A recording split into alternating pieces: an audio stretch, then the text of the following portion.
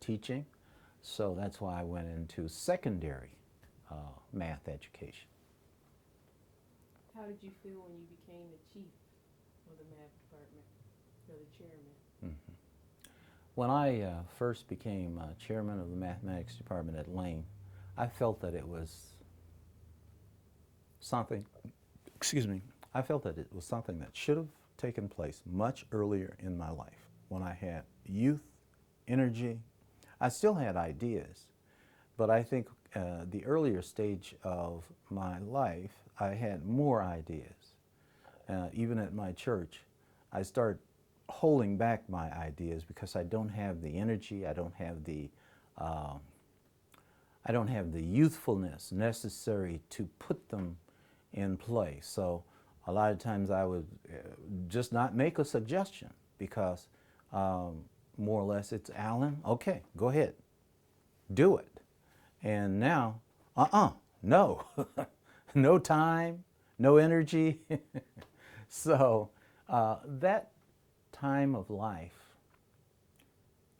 when you're selected for the position, I didn't turn it down because I said, well, I've waited on it too long. But at the same time, I knew that I was going to have to rely on the younger people and their expertise, and that's what I did. Because a lot of times I would call 2 or 3 of them in and I would let them know exactly what I wanted. And I would tell them, you know, you guys have the expertise to do it. So start working on it.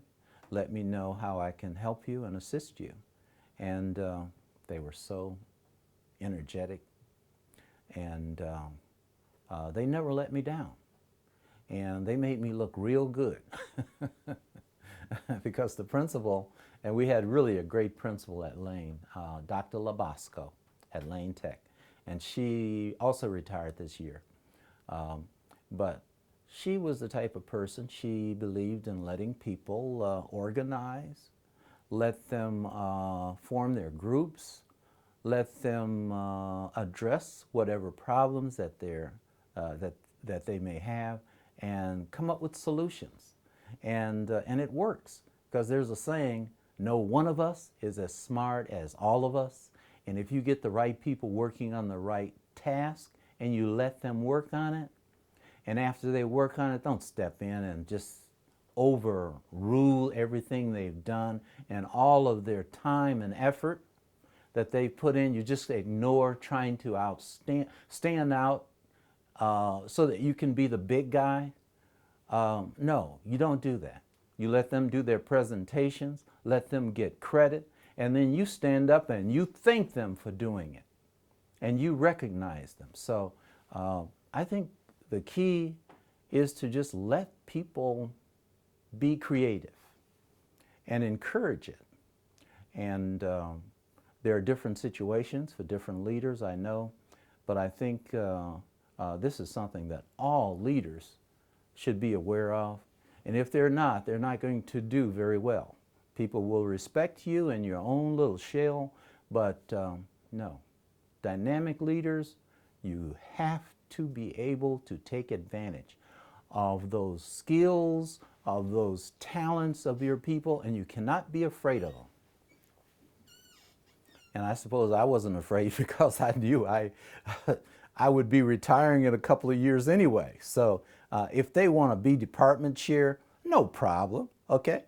Now is your time to show me what you're capable of doing. And I'll let the principal know that this is one of my people that I have a lot of confidence in. And sure enough, when the math department chairmanship came up, they asked me, they said, well, who would you recommend?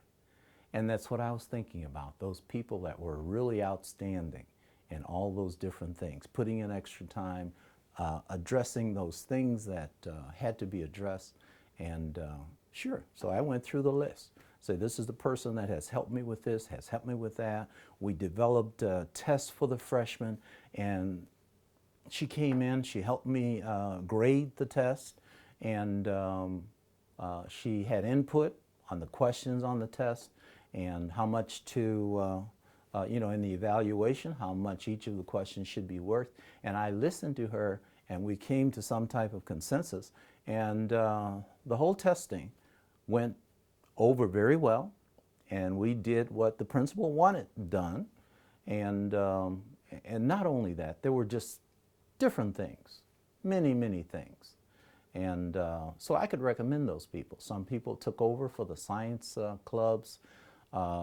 They produced very good results on the part of the students coming into the science fair, on their science fair projects. And so, you know, I let the principal know. Principal actually already knew. But when they asked my opinion, I gave the opinion. And it was affirmative. It was very, it was a very, it was an opinion that had praise for certain people.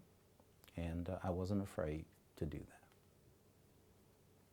When you look at your grandchildren, does that give you a sense of fulfillment that you have really done the things that you set out to do, so your grandchildren can have wonderful lives? I find that since, you know, since I have brothers that have gone on, I look at what they left. What was their epitaph? Did they leave children? Did they leave good reputation? Did they leave memories that were good? And same with my sisters. I've lost only one sister that I knew. One died at birth. But you start thinking about a lot of things, and you see that it's really, life is really not about you, okay? Wait a minute. Mom said you lost two sisters? I did say that. You weren't listening. That you knew.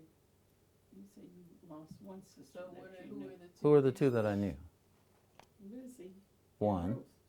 Oh, yes. Okay, then let me Yeah. go that. Let me go through that again. You can Okay. continue.